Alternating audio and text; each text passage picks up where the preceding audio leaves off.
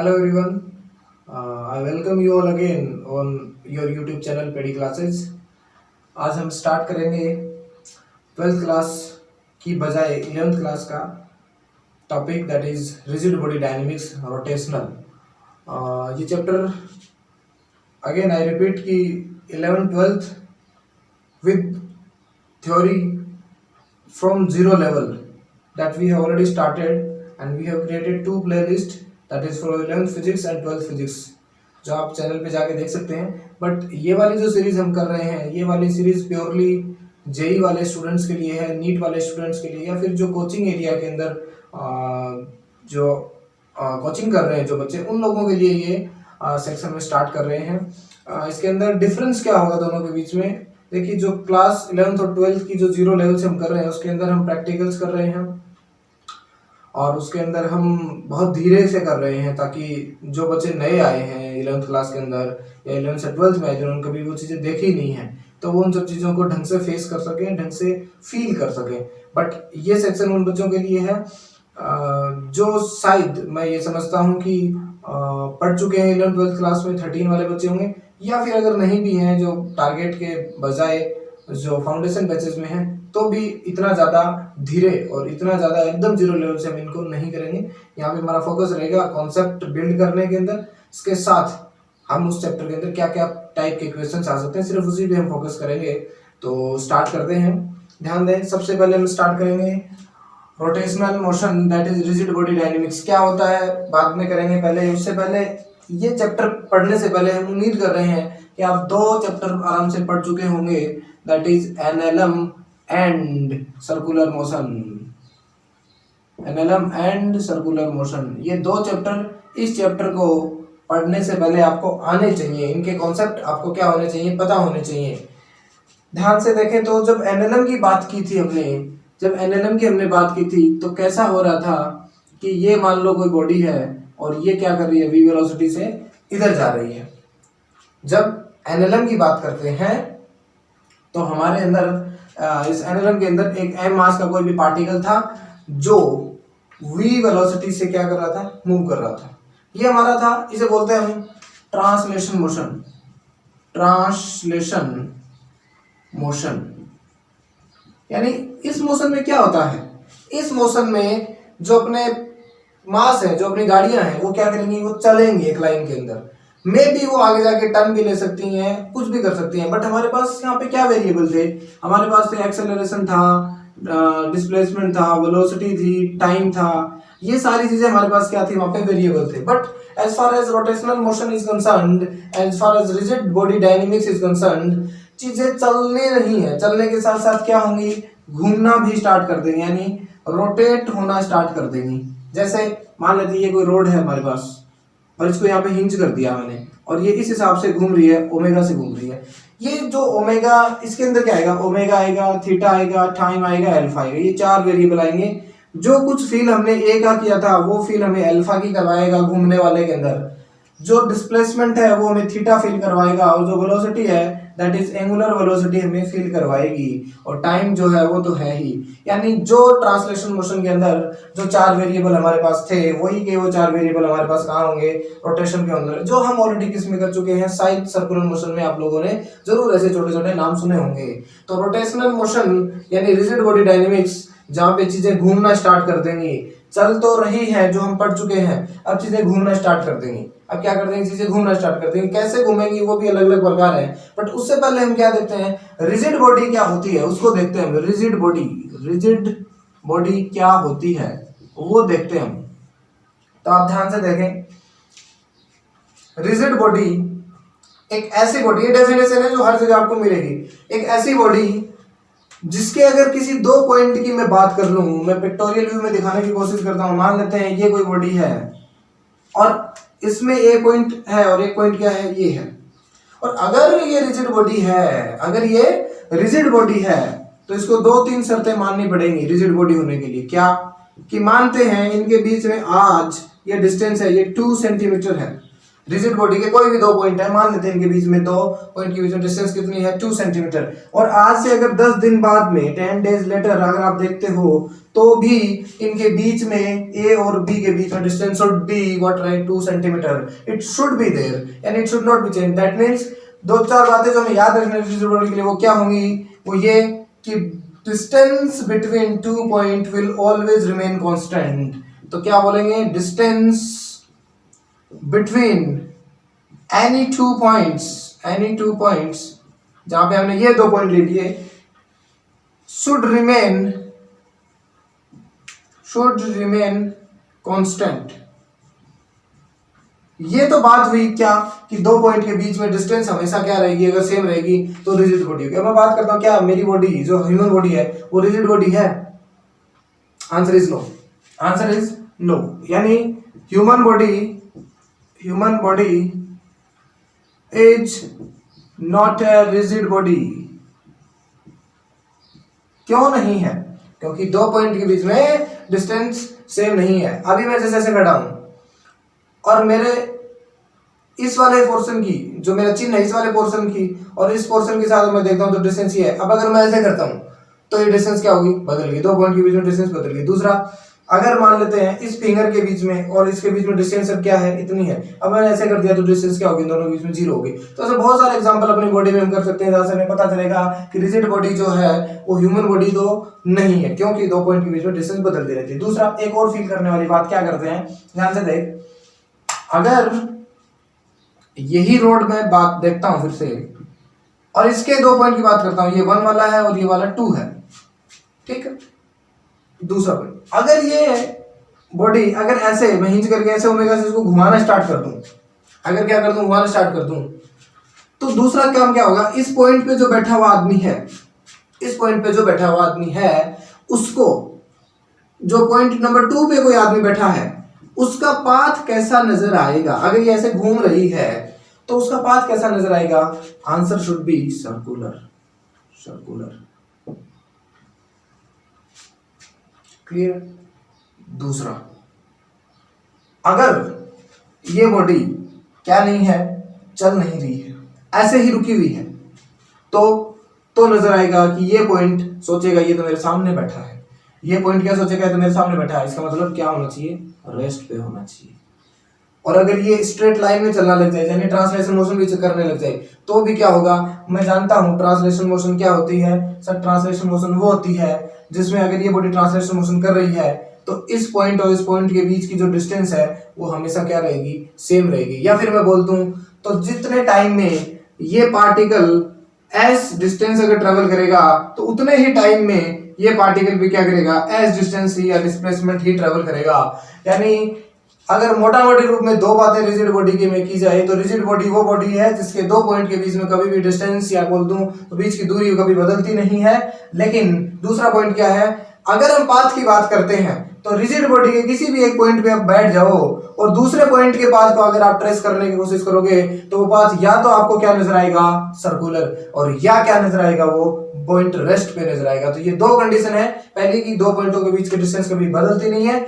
दूसरा कि अगर किसी बॉडी पे किसी एक पॉइंट पे बैठ के दूसरे पॉइंट का अगर मैं क्या देखूंगा, पाथ देखूंगा, तो वो बॉडी क्या नजर आएगी मुझे, वो दूसरा पॉइंट है, या तो वो सर्कुलर पाथ में मूव कर रहा होगा, else it would be on rest. ठीक है, रिजिड बॉडी हम समझ गए क्या होती है, और इस चैप्टर के अंदर हम क्या पढ़ेंगे, चीजों को चलाने की बजाय हम क्या करेंगे, घुमाएंगे भी। अब मैं बात करता हूं आपसे कि जो रिजिड बॉडी है उसकी मोशन कितने टाइप की हो सकती है, उसी में से एक पोर्शन इस चैप्टर का है। ध्यान दें, इधर जो मोशन ऑफ रिजिड बॉडी है, motion of rigid body, it is of fairly three type. It is of fairly three type. That is, first is translation. और मैं इसे प्योर ट्रांसलेशन बोलूंगा। क्या बोलेंगे, pure translation. Second is pure rotation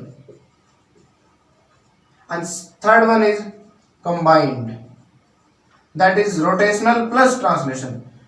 तीन प्रकार के मोशन जो एलएलएम में आप पढ़ चुके हो, सीधा चलने वाली, that is translation, that is pure translation, I would say it. हम डिफाइन करेंगे कि क्या होती है pure translation, sorry pure rotational. इसके मतलब चीजें सिर्फ क्या करेंगी, घूमेंगी, सिर्फ क्या करेंगी, घूमेंगी। और कंबाइंड के मतलब क्या हुआ, वो घूमते टाइम ट्रांसलेशन मोशन भी करेंगी। ये तीन टाइप के मोशन है। ट्रांसलेशन मोशन हम नहीं पढ़ेंगे because we have already studied in NLM circular kind of जो भी चैप्टर्स है प्रोजेक्टाइल वगैरह, वहां में हम क्या कर चुके हैं, इनको पढ़ चुके हैं। एक बात और मैं बता दूं कि सेंटर ऑफ मास जो टॉपिक है वो भी यहाँ पे बहुत ज्यादा काम आएगा।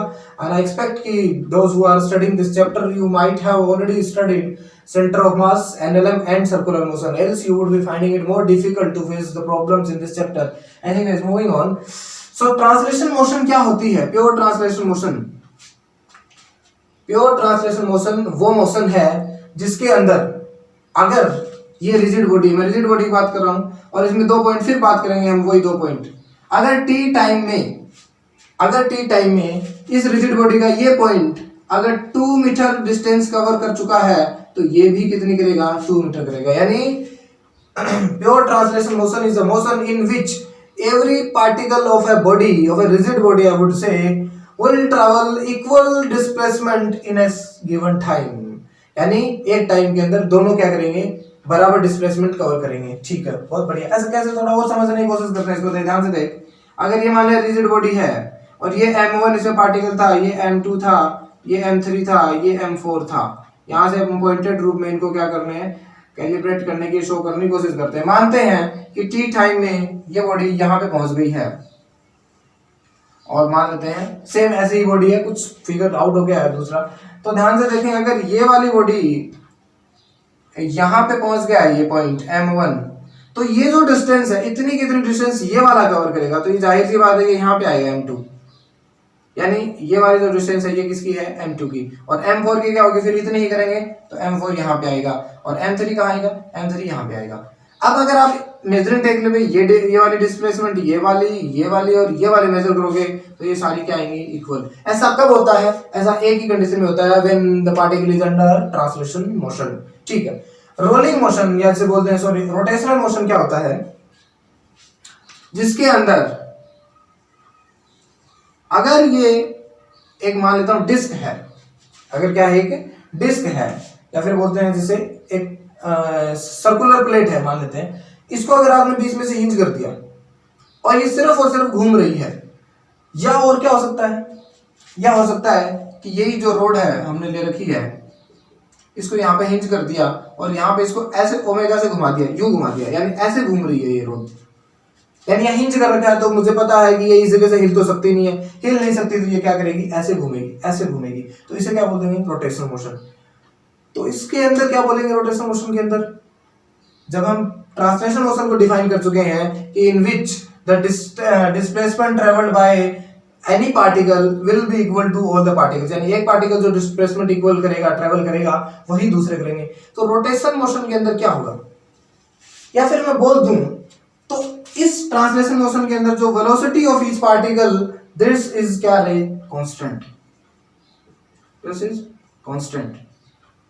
सर क्यों, मतलब जो वेलोसिटी इसकी है वो वेलोसिटी इसकी होगी, वो वेलोसिटी इसकी होगी, वो वेलोसिटी इसकी होगी, ये कहने का मतलब है। हाँ, वैसे जरूरी नहीं है, अगर ये बॉडी अपने आप को क्या कर रही है, रिटार्ड कर रही है या फिर एक्सेलरेट कर रही है, तो हो सकता है वेलोसिटी बदल जाए, बट इसकी जो वेलोसिटी होगी वही वेलोसिटी क्या होगी, इसकी होगी।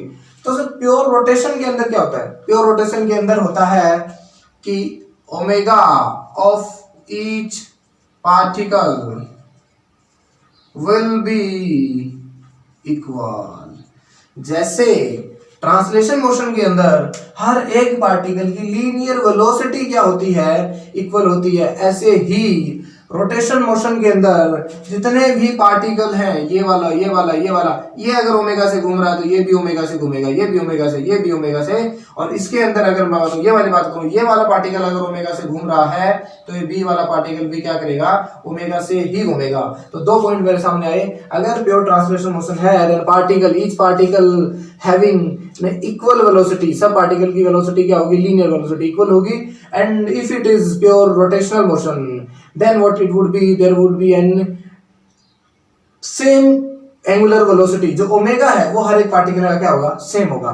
ठीक है, ये हमारा एक छोटा सा क्लासिफिकेशन है स्टार्टिंग के अंदर चैप्टर का, कि what we are gonna study in this chapter. Now what we feel, मैं रब करता हूँ एक बार, फिर मैं आपको बताता हूँ आगे हम क्या कर रहे हैं इसमें। यस, हाँ, ध्यान देते हैं।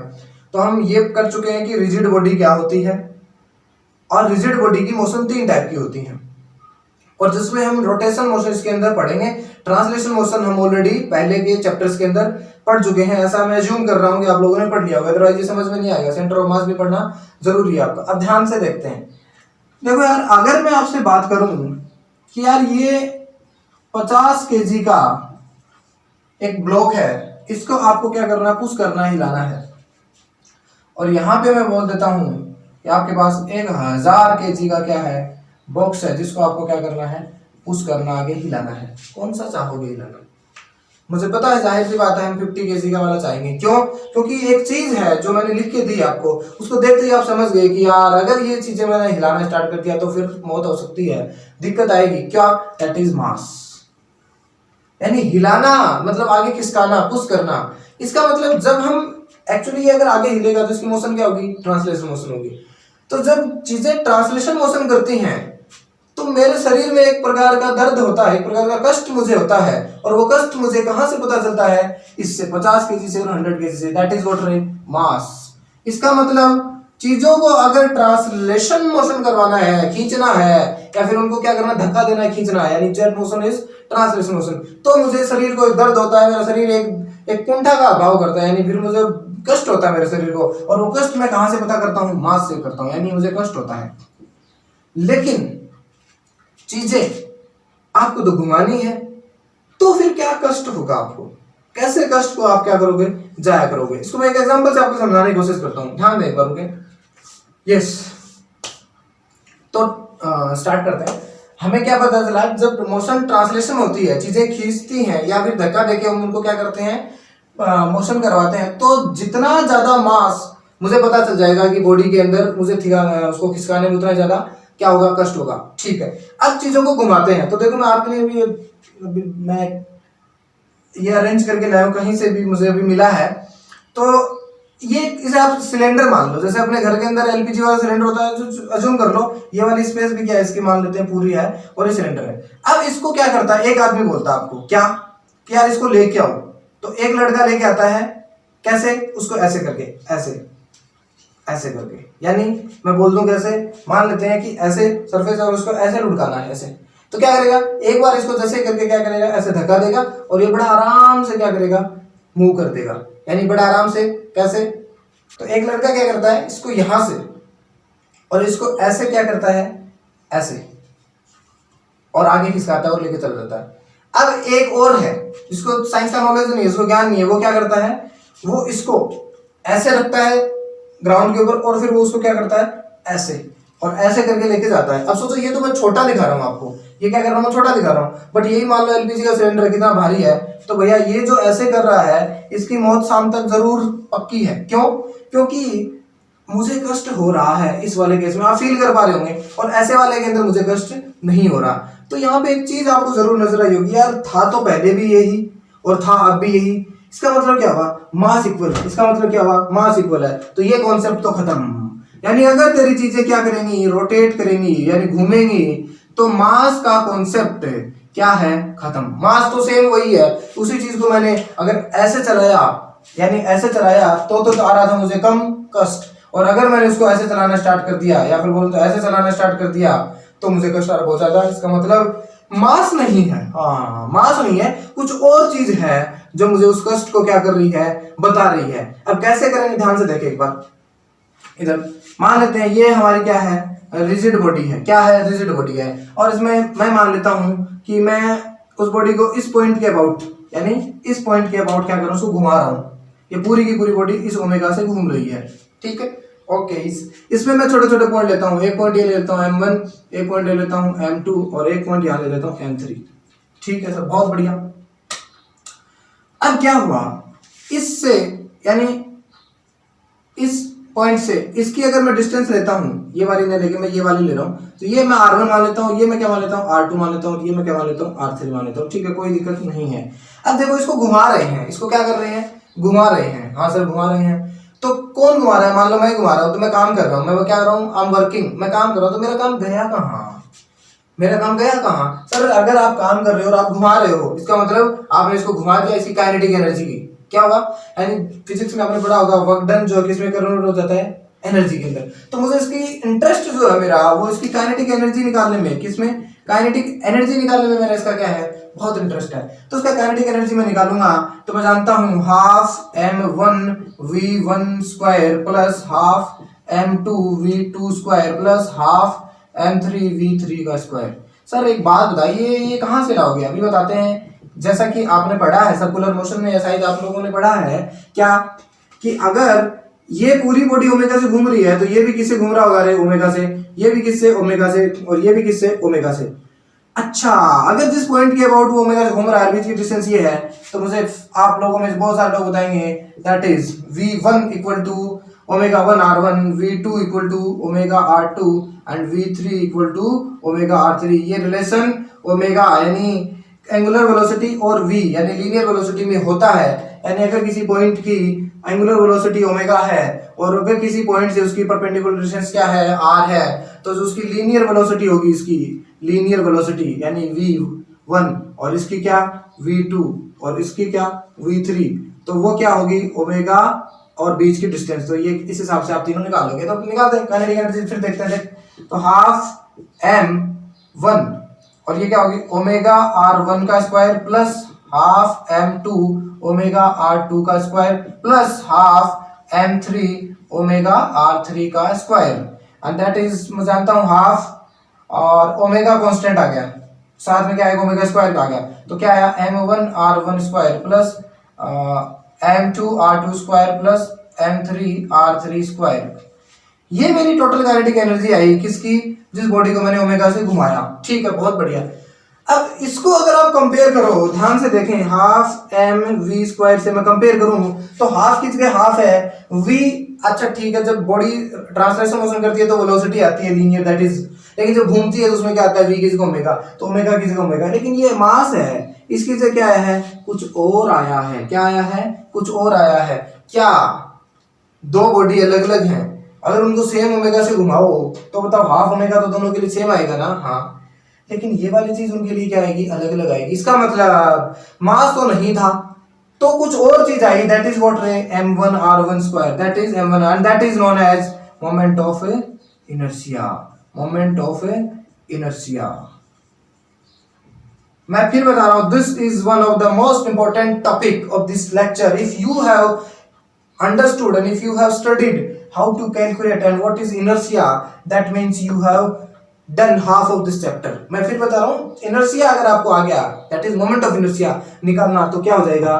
ये टॉपिक आपके लिए बहुत आसान हो जाएगा। इसीलिए अगले, इससे भी अगले 2 लेक्चर या फिर इससे और अगले वाला lecture we are purely designing for moment of inertia. आपको सिर्फ और सिर्फ मोमेंट ऑफ इनर्शिया निकालना सिखाएंगे, और जिसके लिए आपकी थोड़ी सी मैथ जो है, थोड़ी सी गणित जो है वो आपकी क्या होनी चाहिए? बढ़िया होनी चाहिए। फिर आपके लिए बहुत आसान हो जाएगा। तो इसका मतलब क्या हुआ? चीजों को चलाने में मुझे जो कष्ट होता है वो मैं मास से डिसाइड करता हूँ, लेकिन चीजों को घुमाने में जो मुझे कष्ट होता है वो मैं इस चीज से डिसाइड करता हूँ, दैट इज व्हाट रे? Moment of inertia. तो अगला पॉइंट, अगला टॉपिक मेरा क्या है? Moment of inertia. Moment of inertia क्या होता है? अभी तो बताया है क्या होता है। ध्यान से देखो, अपने शब्दों में लिखना है, जो चीजें लिखनी है। यहाँ पे कोई भी टाइम नहीं दिया जाएगा, जो चीजें बोर्ड पे है उसको नोट करके पॉज करके स्क्रीन आप नोट करें। मोमेंट ऑफ इनर्शिया कुछ नहीं, अगर फील लेने वाली डेफिनेशन तुझे बताऊं तो जब चीजों को खींचने में या बोलूं तो ट्रांसलेशन मोशन करने में जो हमें कष्ट होता है वो हम मास से डिसाइड करते हैं, लेकिन जब चीजों को घुमाना चालू कर दिया तो मेरे शरीर को कष्ट तो होगा ही ना। हाँ होगा। तो उस कष्ट को बताने के लिए एक नई term I, that is moment of inertia. And again I am telling you a bit of logic. यहाँ पे कोइंसिडेंस बताता हूँ। जब आप एनएलएम पढ़ते थे सबसे पहले आपने इनर्शिया पढ़ा था और पूछा था inertia is something that oppose to change its state, यानी अपनी पोजीशन में चेंज करने का जो पार्टिकल का इनहेरेंट प्रॉपर्टी होती है that is known as inertia. But inertia is directly proportional to mass. उसका जो मेजरमेंट था वो मास से ही करते हैं, तो हम समझ सकते हैं कि जो मास है दैट इज एक्चुअली व्हाट रे? इनर्शिया। तो यहाँ पे क्या है? Moment of inertia. अब जब आप लीनियर मोशन के अंदर, ट्रांसलेशन मोशन के अंदर जब आप क्या पढ़ते हो? फोर्स पढ़ते हो, लेकिन वही फोर्स जब आप ट्रांसलेशन मोशन के अंदर आओगे तो उसको बोलते हैं टॉर्क। क्या बोलते हैं? टॉर्क। और टॉर्क को दूसरा वर्ड भी बोला जाता है मोमेंट ऑफ फोर्स। तो मैं आपको एक बात बताऊं, इस चैप्टर के अंदर जो चीज आप लीनियर में सीख के आए हो उसके मोमेंट ऑफ लगा दो, यहाँ पे एक नई फिजिकल क्वांटिटी बन जाएगी। मास को इनर्शिया बोलते हैं, मोमेंट ऑफ इनर्शिया ये रहा। अगली बार आएगा फिर वेलोसिटी, तो moment of velocity that is angular velocity. फिर फोर्स, तो moment of force that is torque. अच्छा, मोमेंटम, तो moment of momentum that is angular momentum. ऐसे बहुत सारी टर्मिनोलॉजी नई नई आएंगी इसके अंदर, है कुछ भी नहीं, बहुत आसान है। हम फोकस करते हैं हमारा मोमेंट ऑफ इनर्शिया पे क्या होता है। अब यहां से उसकी डेफिनेशन उठाएगी। अब इसको फिर ध्यान से देखें, तो जोड़ कष्ट मुझे चलाने में मास बताता है, वही चीज मुझे घुमाने में क्या बताता है, इनर्शिया। अगर घुमाने में मुझे ज्यादा जोर आ रहा है, मेरे शरीर को ज्यादा कष्ट हो रहा है घुमाने में, इसका मतलब उस बॉडी का जिस अबाउट के मैं घुमा रहा हूं या जिस एक्स के अबाउट में घुमा रहा हूं उसके अबाउट क्या है, इनर्शिया क्या है, मोमेंट ऑफ इनर्शिया ज्यादा है। अब आप ये तो जानते हो कि जब हम किसी चीज को घुमाते हैं तो किसी न किसी एक्सिस होती है उसके अबाउट घुमाते हैं। सर कैसे एक्सिस, जैसे यही लेंगे हम अपना वापिस से। जब मैं इसको ऐसे घुमा रहा था, ऐसे ऐसे आगे जा रहा है, ये ध्यान से देखें, ऐसे घुमा रहा था ऐसे, तो एक एक्स है that is passing through its centre, ऐसे इसके बीचों बीच जा रही है। आप ध्यान से देखो तो वो एक एक्स जो है बीच में, वो एक जगह स्टेशनरी है और बाकी सारे के सारे पार्टिकल क्या घूम रहे हैं। अब जब ऐसे हम घूम रहे थे, इसको ऐसे घुमा रहे थे, तो हम देखना क्या हुआ, यहां से पकड़ के ऐसे घुमाया, तो ध्यान से देखो तो मेरा हाथ ये वाला पॉइंट यही था और यही आ गया, लेकिन ये वाला हिस्सा पहले नीचे था और ये नीचे वाला ऊपर था, ये घूम के आ गया। यानी हर एक पार्टी का अपनी पोजीशन बदल गया, बट ये बीच वाला नहीं बदला।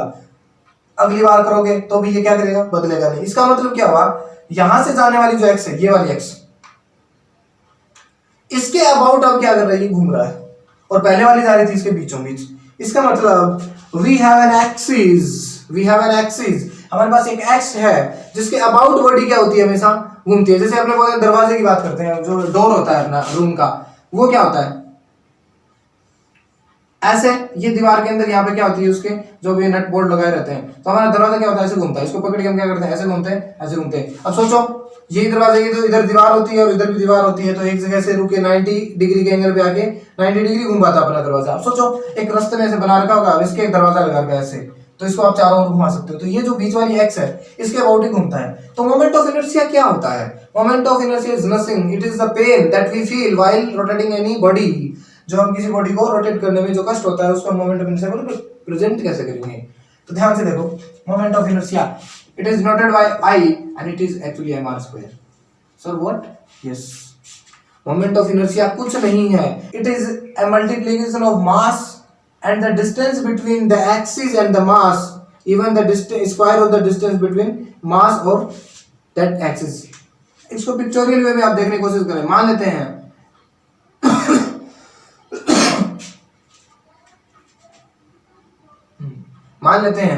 ये एक्सिस है और यहाँ पे क्या है, एक पॉइंट मास m रखा हुआ है, इससे डिस्टेंस कितनी है इसकी r,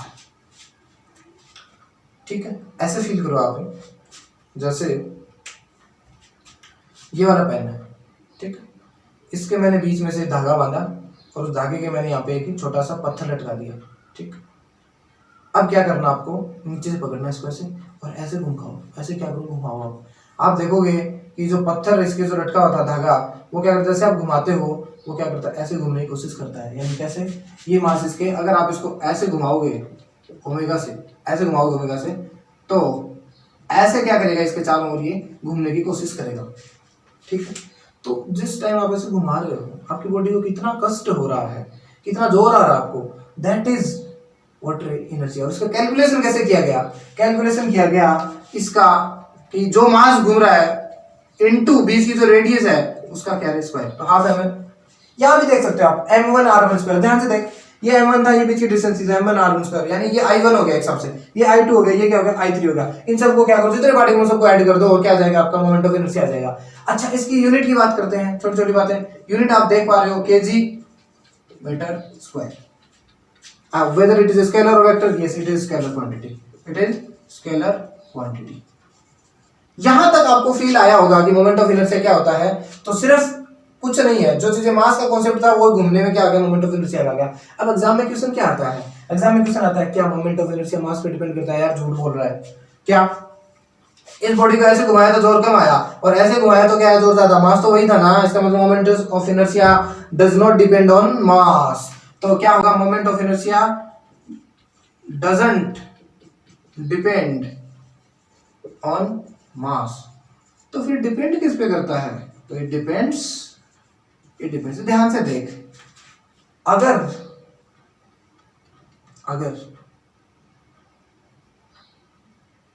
ये वाली चीज आर बदल जाए, यानी आर ज्यादा हो जाए कम हो जाए, तो बोलो कम आएगा कि नहीं आएगा? हाँ सर आएगा। दूसरा, अगर ये एक्सिस बदल गई तो क्या बदलेगा? नहीं बदलेगा? हाँ बदलेगा। इसका मतलब moment of inertia depends on axis of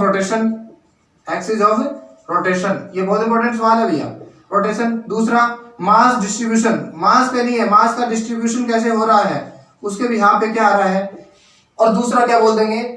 distance between axis and the mass, that is what actually distribution. तो आप ध्यान रखें, एक्सिस ऑफ रोटेशन और दूसरा क्या है? मास डिस्ट्रीब्यूशन के बिहाफ पे, या बोलो तो इस पे मोमेंट ऑफ इनर्शिया क्या करता है? डिपेंड करता है, बट मास पे डिपेंड नहीं करता। क्यों नहीं करता सर? जब मैं इसको ऐसे घुमाता हूं तो मोमेंट ऑफ इनर्शिया कुछ और आता है, और इसको घुमाता हूं तो क्या आ रहा है? कुछ और आता है। मतलब मास यही था और अब भी मास यही है, लेकिन फिर भी बदल गया। यानी मास बदलने से मोमेंट ऑफ इनर्शिया बदले, सॉरी मास न बदले तो भी मोमेंट ऑफ इनर्शिया बदल सकता है। इसका मतलब मास पे तो डिपेंड नहीं करता। हाँ हो सकता है अगर आप सेम पोजीशन रख रहे हो, मान लो ये वाली एक्सिस है, यहाँ मास है, इस मास की जगह कुछ और मास लिया हो आप 10 किलो का, पहले 5 किलो था, तो जरूर जाहिर सी बात है बदलेगा। बट वो उसी चीज को ध्यान में रखते हुए मोमेंट ऑफ इनर्शिया बदला जा सकता है अगर आपने एक्सिस क्या कर दी? बदल दी। ठीक है, यस। तो ध्यान फिर से स्टार्ट करते हैं। मोमेंट ऑफ इनर्शिया निकालना एग्जाम में आएगा, तो उसको कैसे करेंगे? तो मोमेंट ऑफ इनर्शिया देखो, सबसे पहले हम क्या करते हैं? एक यूनिट सिस्टम की निकालने की कोशिश करते हैं, सिंगल यूनिट, यानी और ये हम निकाल रहे हैं किसकी? Distributed mass system. इसके अंदर हम क्या करते हैं? मोमेंट ऑफ इनर्शिया निकाल। आप जानते हो कंटिन्यूअस मास सिस्टम, जैसे ये पेन है, ये कंटिन्यूअस मास सिस्टम है, और हम छोटे छोटे मास अगर क्या करते हैं? अलग अलग रखते हैं, टुकड़े रखते हैं। जैसे इस रूम के अंदर एक मास इस दीवार पे, एक मास इस दीवार पे, एक मास इस दीवार पे, एक मास इस दीवार पे, और फिर बीच में कोई एक्स डालते हैं, तब ये क्या होता है? डिस्ट्रीब्यूटेड मास सिस्टम होता है, यानी मास बिखरा हुआ होता है। और ये पेन जिसमें मास फैला हुआ है कंटिन्यूअस है। ठीक है, बहुत बढ़िया। अगर हम इसे पहला देखते हैं तो क्या लिखते हैं? सिंगल मास की वजह से, single mass moment of inertia का आई निकालते हैं। कैसे? मान लेते हैं ये एक्सिस ऑफ रोटेशन है, ये मास है m, और इसके बीच में डिस्टेंस कितनी है सर? r है। तो इसके अबाउट आई कितना होगा? mr²। खत्म। ये फॉर्मूला है, याद रखना। मोमेंट ऑफ इनर्शिया का फॉर्मूला क्या है? जो भी x है उससे उस मास की परपेंडिकुलर डिस्टेंस, अच्छा ये बात बिल्कुल, it is perpendicular distance from axis, जिस एक्स के अबाउट रोटेट हो रहा है उससे परपेंडिकुलर डिस्टेंस लेनी है। ठीक है, बहुत बढ़िया। एक और छोटा छोटा क्वेश्चन करता हूं, देख। यही एक्स है और ये ऐसे घूम रही, तो आई निकालना है। तो देखते हैं, ये m1 है जो r1 डिस्टेंस पर है, और यहां से m2 है जो क्या है? r2 डिस्टेंस पर। यस, इसका मोमेंट ऑफ इनर्शिया निकालना है। जैसा कि मैं पहले ही बता चुका हूं आप लोगों को, डिस्ट्रीब्यूटेड मास सिस्टम है, स्केलर क्वांटिटी है, तो क्या करो? अलग अलग पार्ट में जो मास है उसका मोमेंट ऑफ इनर्शिया निकाल लो, जोड़ दो। तो अब मुझे इसका बताओ, I1, तो I1 क्या आएगा? अरे यार m1r1², और इसका I2 दैट व्हाट m2r2²। तो जो नेट आई आएगा वो क्या आएगा? m1r1² plus m2r2²। खत्म। और देख छोटी छोटी और प्रॉब्लम्स देख। इस बार मैं x ये ले रहा हूं,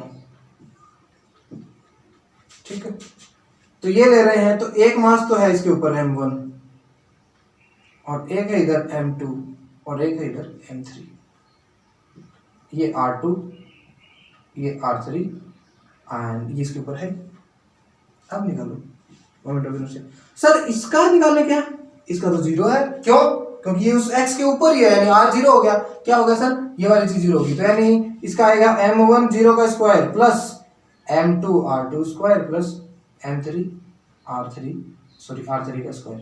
इसका मतलब एक बात तो मुझे समझ में आई यार, अगर जो x के ऊपर अगर मास आ गया तो उसका तो 0 हो जाएगा। हाँ बिल्कुल 0 हो जाएगा। कुछ और देखते हैं, अगर ध्यान से देखें, एक क्वेश्चन और करता हूँ।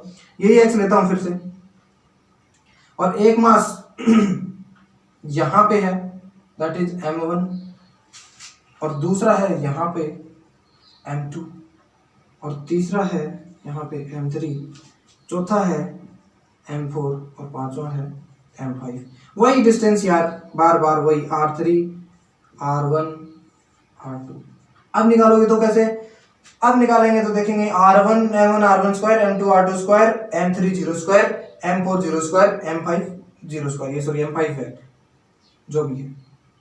इसका मतलब क्या हुआ, अगर मास क्या आ रहा है, एक्सिस पे आ रहा है, तो उसका मोमेंट ऑफ इनर्शिया 0। इसको कुछ ऐसे फील करो, चल इस पे अलग से अगर मैं तुझे बताऊं तो ध्यान से देख, ये अगर कोई तेरी बॉडी है, यहाँ पे कोई मास चिपका दिया m, और अब तुझे बोलता है ऐसे घुमाएगा तो मोमेंट ऑफ इनर्शिया कितना आएगा, I बराबर 0। इसका मतलब है तुझे घुमाने में बिल्कुल भी जोर नहीं आएगा, बिल्कुल भी कष्ट नहीं होगा, ऐसे घुमा रहा है।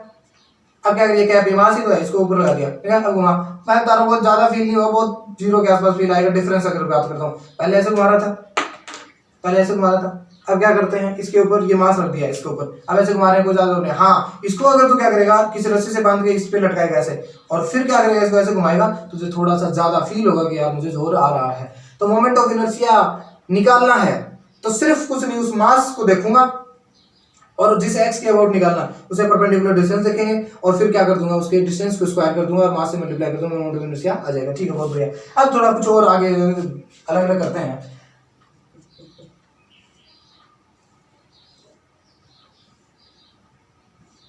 ए साइड स्क्वायर,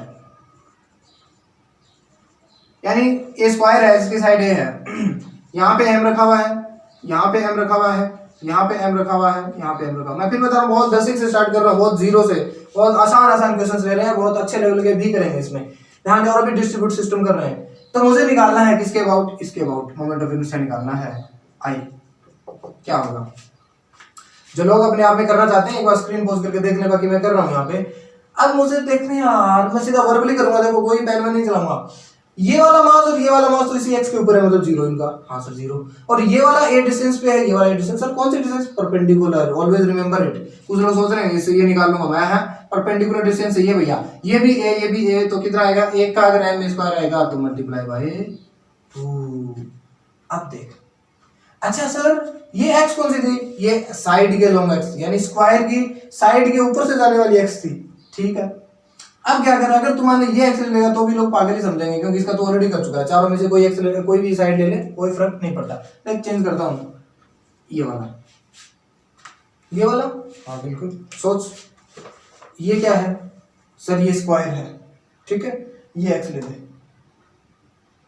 घुमाएंगे कैसे, सोच ये ऐसे हो गया, इसको मैं क्या करता हूँ, चेंज करता हूँ, ऐसे करता हूँ, और ये आर पार जा रही है इसके बीचों बीच, ठीक है।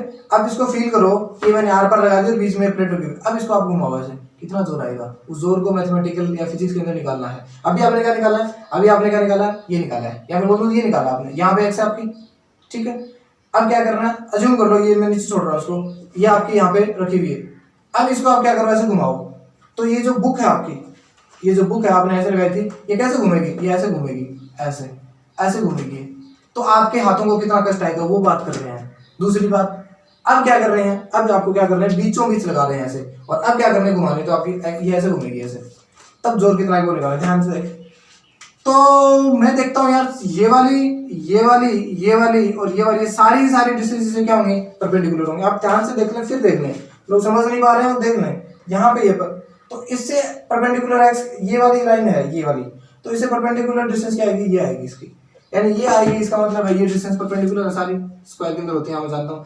ये वाली डिस्टेंस सर ये ए, तो ये पूरी की पूरी कितनी, ये सर √2a, तो इसकी हाफ कितनी, यानी हाफ का मतलब ये, तो ये आएगी a/√2, और ये भी a/√2, ये भी a/√2, a/2, तो इसका मतलब इस x के अबाउट, इस x के अबाउट मोमेंट ऑफ इनर्शिया कितना आएगा, m a/√2 का स्क्वायर इंटू कितना रहे 4, क्योंकि 4 पार्टिकल हैं, सेम बार बार निकालने की जरूरत नहीं है, ठीक है, बहुत बढ़िया। अब देख ये वाली x के अबाउट निकालेंगे।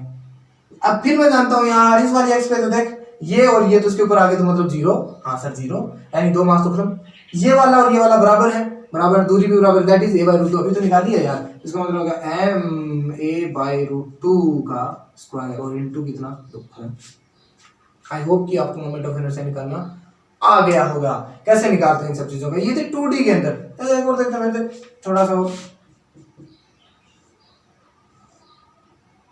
ये इक्विलैटरल ट्रायंगल है, इधर m और इधर भी m और इधर भी m, और L साइड है इक्विलैटरल, मतलब तीनों साइड क्या है L, ठीक है।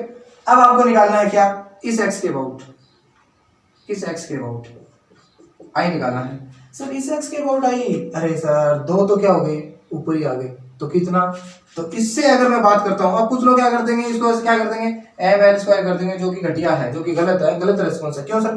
क्योंकि ध्यान से देखें तो इस मास की परपेंडिकुलर डिस्टेंस ये नहीं है, perpendicular distance that would comes out, ये डिस्टेंस क्या है इसकी, परपेंडिकुलर है। इसको क्या बोलेंगे हम, मोमेंट ऑफ इनर्शिया। तो अच्छा, इसका मतलब हुआ आई बराबर एम। सर ये कैसे निकालेंगे, अभी बताते हैं, फिर बात ठीक है।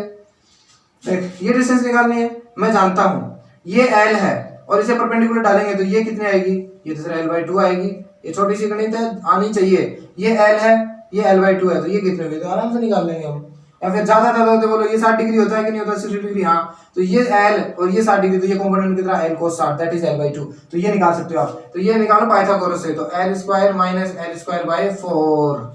यार देख क्या ये बेस परपेंडिकुलर है कि नहीं, तो hypotenuse square minus base square बराबर ये आ जाएगा, इक्वल टू कितना आ जाएगा, 3/4 एल स्क्वायर। ये आया इसका स्क्वायर, दैट मींस ये परपेंडिकुलर डिस्टेंस है जो r, that will comes out √3/2 into L. तो अगर मोमेंट ऑफ इनर्शिया चाहिए तो वो क्या निकालना पड़ेगा, √3/2 इनटू एल का होल स्क्वायर। बोल वो आएगी कि नहीं आएगी, ऐसे निकालें। दूसरा इसके अबाउट, क्रॉस के अबाउट, यानी ये ट्राइंगल तो है और ये ऐसे रखी हुई है, ऐसे। अब बताओ, सोचो, तब तक मैं थोड़ा सा स्पेस क्रिएट करता हूं आप लोगों के लिए। यस, अभी क्या निकालना है, right angle, sorry equilateral triangle है, और इसके क्या करना है, ऊपर वाले जो वर्टेक्स है इससे परपेंडिकुलर जा रही है, अब निकालना है। तो आप ऐसे समझ लो कि इस बुक पे, और मैं इस ट्राइंगल को बनाता हूं, तो मान लेते हैं ये वाला पॉइंट है, और एक ये वाला पॉइंट है, और एक ये वाला पॉइंट है, ठीक है, और आपकी एक्सेस है ये ऐसे जा रही है, ऐसे। अब आपको क्या करना है, इस मास और इस मास के लिए क्या करना है, निकालना है।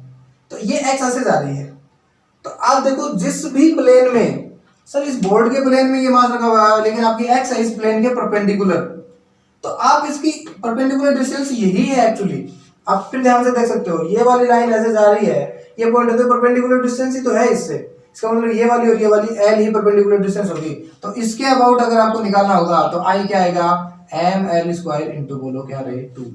क्लियर है। तीसरा tough one, that is for your homework, क्या, इसका जो सेंटर होता है जिसे बोलते हैं, उससे अगर कोई पास करेगी लाइन तो कैसे करोगे।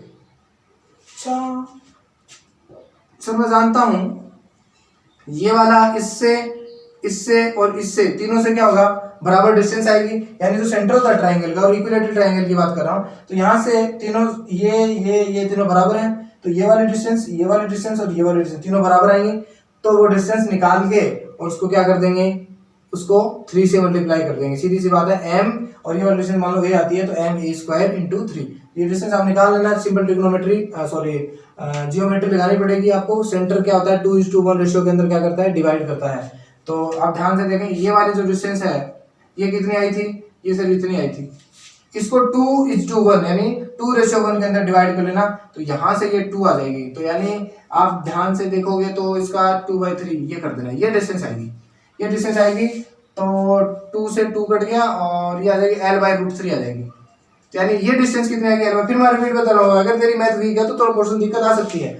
ये कैसे निकाली मैंने, मैं जानता हूं कि जो इक्विलैटरल ट्राइंगल हो, चाहे कोई भी ट्राइंगल हो, उसका सेंटर क्या होता है, उसका सेंटर जो बोलते हैं वो क्या होता है, एक वर्टेक्स होता है, ये वर्टेक्स, और इसके सामने वाले पॉइंट से मिलाते हैं, तो ये क्या आता है, मान लो ये लाइन क्या है, 3 है, तो इस लाइन को वो 2:1 रेशियो में बांटता है, यानी वर्टेक्स की साइड 2 हिस्सा और 1 हिस्सा नीचे की ओर होता है। तो मुझे पता था ये क्या आएगी, ये तो हमने निकाली थी √3/2 इंटू एल, और उसका 2 हिस्सा तो ऊपर है और 1 हिस्सा नीचे था। मुझे तो 2 हिस्सा में इंटरेस्ट है, तो 2 हिस्सा निकालने के लिए क्या करते हैं, इसको 3 हिस्से टोटल 2/3 से मल्टीप्लाई कर देंगे, l/√3 आ जाएगी। और इक्विलैटरल ट्रायंगल के अंदर आप कर सकते हो, ये छोटी छोटी मैथ्स है, करने दो। अब देख, अब मैं 3D में लेके चलता हूँ आपको।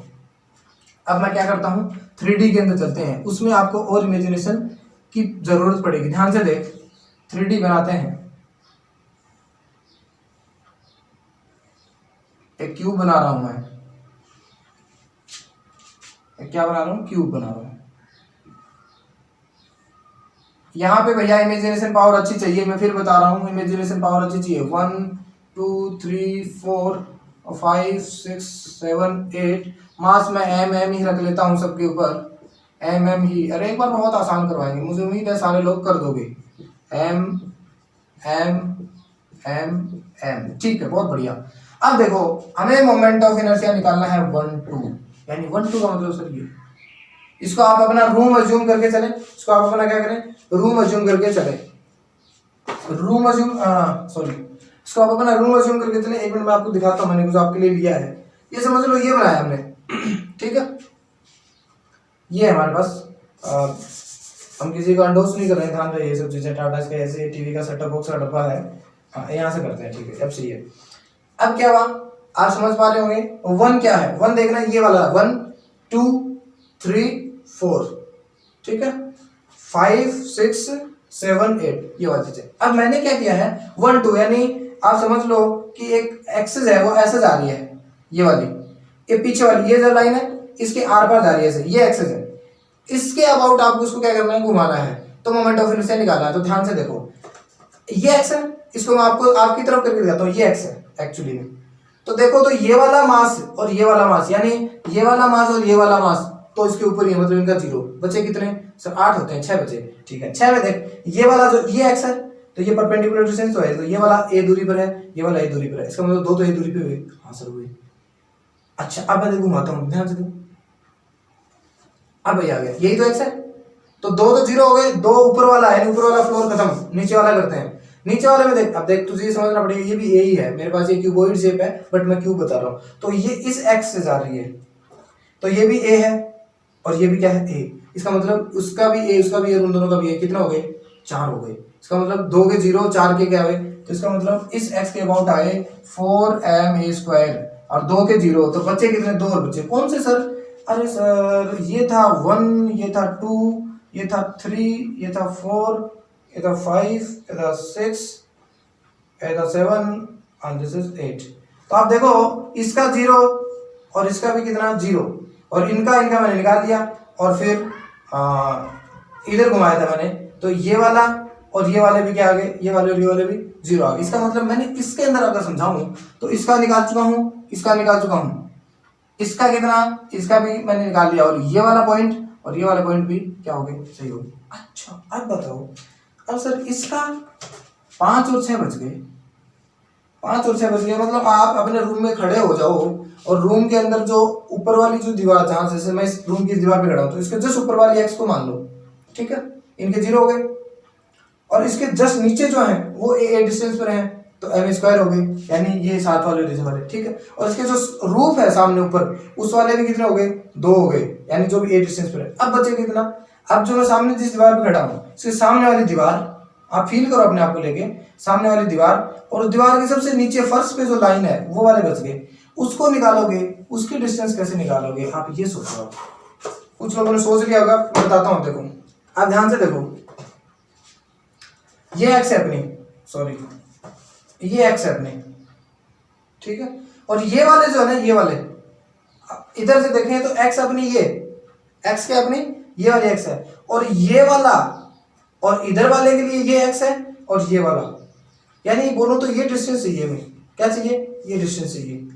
अब ये डिस्टेंस निकालने के लिए आपसे मैं क्या बोलूंगा कि ध्यान से देखो, ये वाली एक्स आ रही है अपनी, और उसके सामने वाला कौन सा, ये, तो ये डिस्टेंस निकालने के लिए मुझे ये चाहिए, ये चाहने के लिए देखो ये राइट एंगल ट्राइंगल है, तो ये ए, तो ये कितनी, ये सर √2a, यस √2a, इसका मतलब क्या हुआ, ये वाली डिस्टेंस चाहिए आपको, दैट इज √2a, और ये वाली कितनी सर √2a, इसका मतलब क्या हुआ, m √2a का स्क्वायर और इनटू बोलो 2, तो ये 4 और ये भी देखना 2 और 2 4 निकल कितना आएगा, 8m²। This is the right answer. I hope बहुत सारे लोगों ने कर लिया होगा। तो देख पहली कंडीशन क्या थी, पहली कंडीशन है क्या कि ये इसके कहाँ जा रहा है, एक जो साइड होती है किसकी, क्यूब की, जिसे बोलते हैं क्यूबॉइड, ये यहाँ से जो बोलते हैं साइड जो है, एक क्यूब की कितने साइड होती हैं, ये आप लोगों ने करके देख लेना, 12 साइड होती है, तो उसमें किसी भी एक साइड से पास करने वाली एक्स अगर आप लोगे तो उसका कितना आएगा, 8m² आएगा, यानी 8m² आएगा, ठीक है, बहुत बढ़िया।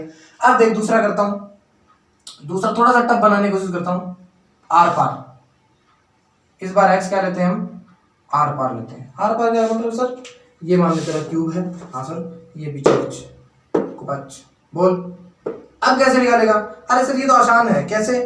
अगर इसको मैं ऐसे करता हूँ, ये अपनी एक्स है यानी ऐसे जा रही है, तो इससे ये डिस्टेंस ये और ये तो बराबर आएगी, एक की निकाल के सबके कर देंगे। अच्छा फिर पीछे भी तो यही रहेगा यार, ये वाली और ये वाली, इसका मतलब एक की निकाल के मल्टीप्लाई करते हैं। अच्छा तो सर ये डिस्टेंस कितनी आएगी? अरे जानते हो यार, ये ए तो ये कितनी √2a, और उसका हाफ ही तो करना है।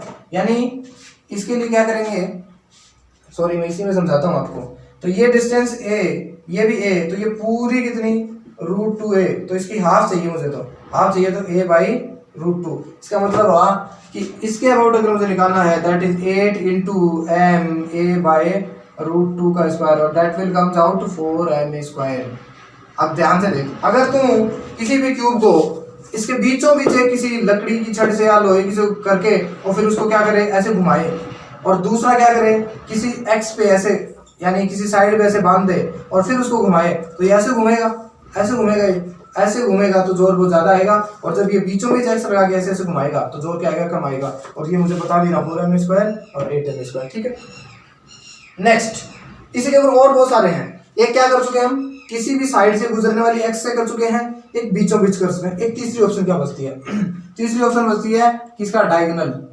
क्या रे, डायगोनल, यानी रूम के जो अपोजिट कॉर्नर है। सर क्या कहना क्या चाहते हो? कहना चाहता हूं कि ये है, ठीक है, ये अपना क्यूब है, तो यहां से जाने वाली, यानी यहां से जाने वाली, ध्यान से देख, यहां से जाने वाला पॉइंट एक तो एक्स, और फिर वो इससे नहीं जाएगी, वो इसके बीचों बीच जो मैंने बंद कर रखा है उसके बीच से जाएगी और यहां से निकलेगी। यानी रूम का डायगोनल जो होता है वो, यानी क्यूब का डायगोनल होता है, उससे निकालने वाली एक्स का मोमेंट ऑफ इनर्शिया निकालना है। ध्यान दे, इससे निकालने के लिए क्या करेंगे, I बराबर, देखो 6 और 1 के 0, यानी हम जा किसे रहे हैं, 1 और 6 से जा रहे हैं, तो 1 और 6 वाला तो 0 हो गया, और ये वाला ठीक है पता नहीं था हमें, बीच वाली है, इसकी कोई नंबरिंग नहीं है, तो इसका और इसका क्या होगा, 0 हो गया, ठीक है। अब देख, फिर से देख, डायगोनल करो, बहुत इंपॉर्टेंट है, बीचों बीच चला गया। अब ये है डायगोनल का एक सिरा, तो मैं आपकी तरफ रोटेट करता हूँ इसको, ये लो, ठीक है, ये चला गया और ये ऐसे जाएगा आर पर, ऐसे यानी तिरछा जाएगा। फिर बता रहा हूँ फॉर बेटर अंडरस्टैंडिंग, अपने आप को एक रूम के अंदर लेके जाओ और वहां पे जूम करो कि रूम का डायगोनल है ऐसे, ठीक है, क्लियर है। दूसरी बात कैसे निकालोगे, देखो 2 0 हो गए, बाकी बचे 6। अब 6 में कोई भी 2 सिलेक्ट करो, तो 6 में कोई 2 सिलेक्ट करते हैं, ध्यान से, मेरा यहां से जा रहा है, यहां से जा रहा है, क्लियर है। अब यहां से जा रहा है और यहां से निकल रहा है। अब मैं क्या करूंगा, इसके अबाउट निकालना है, तो एक तो ये है, एक तो ये है, और एक क्या है, ये है। डब्बे वाली को डिलीट कर देना, कैसे करेंगे ध्यान से देखो। हाँ, जहां से हमने एक्स बनाई थी वहीं से स्टार्ट करेंगे, ठीक। तो 1 और 6 का तो कितना हो गया, 0 हो गया, ठीक है, कोई दिक्कत नहीं है। अब निकालते हैं बाकी के, कैसे निकालेंगे, आप ध्यान से देखो। मैं पहले 2 नंबर की देखता हूं, किसकी, 2 नंबर, कितनी डिस्टेंस परपेंडिकुलर है। कुछ लोग बोल देंगे ये ए है, तो आंसर क्या आ जाएगा, ए आ जाएगा, पर ऐसा नहीं है।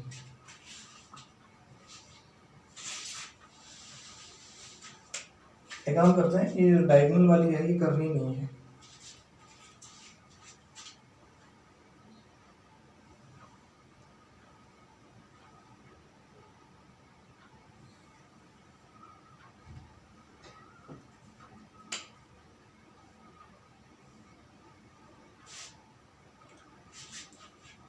यस, तो आज की क्लास में हमने क्या देखा है, हमने सिर्फ क्यूब की साइड से जाने वाला और एकदम क्यूब के बीचों बीच, जैसे इसके बीचों बीच जो गया था उससे जो पास करने वाली एक्स है, उसके अबाउट हमने क्या निकालने की कोशिश की है, मोमेंट ऑफ इनर्शिया निकालने की कोशिश की है। इसके अंदर हम 2 क्वेश्चन और बचते हैं। एक तो किसी भी फेस, जैसे ये इसका फेस होता है, इस फेस से यहाँ गुजरने वाली जो एक्सिस होगी उसके अबाउट इसका मोमेंट ऑफ इनर्शिया कितना आएगा, और दूसरा क्या बचेगा हमारा, इसके डायगोनल जो बोलते हैं, जैसे मैं बोल दूं तो 1 2 6, ये 6 था मेरा, हाँ, और ये 1 2 6 जो एक्स जाएगी, 1 2 6 जो एक्स जाएगी उसके अबाउट मोमेंट ऑफ इनर्शिया कितना आएगा। और दूसरा ये था 1 और ये था 5, 1 2 5 जो x, that is diagonal of A face. तो एक तो खुद क्यूब का डायगोनल और एक डायगोनल किसी भी एक फेस का, उसके अबाउट अगर मोमेंट ऑफ इनर्शिया निकालना है तो कैसे करेंगे, ये आप लोगों के लिए एक प्रकार से होमवर्क है। नेक्स्ट क्लास के अंदर आते ही हम दोनों क्वेश्चंस को करेंगे, और जो लोग समझ पाए हैं वो मैं उम्मीद करता हूँ कि सारा इनके क्या कर लेंगे, कॉन्सेप्ट क्लियर हो गए हैं, तो इन दोनों को बहुत आसानी से कर पाएंगे। और बेटर अंडरस्टैंडिंग के लिए अपने आप को रूम में लेके जाना और रूम में उनको क्या करना, विजुअलाइज करना। बट डोंट फॉरगेट कि डिस्टेंस शुड बी परपेंडिकुलर। तो आई होप अभी तक की क्लास में हमने पढ़ा कि क्या कैसे इस चैप्टर के अंदर हम पढ़ने वाले हैं, रोटेशन क्या होता है, ट्रांसलेशन क्या होता है, कंबाइन क्या होता है, मोमेंट ऑफ इनर्शिया क्या होता है, और छोटे छोटे पार्टिकल्स को हमने मोमेंट ऑफ इनर्शिया निकालने की कोशिश करी है। तो ये हमने डिस्ट्रीब्यूट क्या किया है। अगली क्लास में हम इन दो क्वेश्चंस को करेंगे, उसके बाद में हम किस में जाएंगे, कंटिन्यूअस मास सिस्टम का मोमेंट ऑफ इनर्शिया निकालने के लिए, सिलेंडर हो गया, रोड हो गया, स्पेयर हो गया, इन सब चीजों का मोमेंट ऑफ इनर्शिया निकालने के लिए हम क्या करेंगे, उनके अंदर अच्छे से स्टडी करने का कोशिश करेंगे, और फिर उसके बाद हम और आगे बढ़ेंगे। तो तब तक के लिए आप पढ़ते रहें, देखते रहें, जहां भी जो चीज भी नोट करने लायक थी, जो भाषा में मैंने बोला उसको पॉज करके अपनी भाषा में लिखने का प्रयास करें। बहुत अच्छी और बहुत ही सुंदर और बहुत ही सरल लैंग्वेज के अंदर आपको बताया गया है, एंड आई होप कि यहाँ तक आपको समझ में आएगा। So till the next class पढ़ते रहिए, देखते रहिए और घर पर रहिए, सेफ रहिए। Thank you for watching.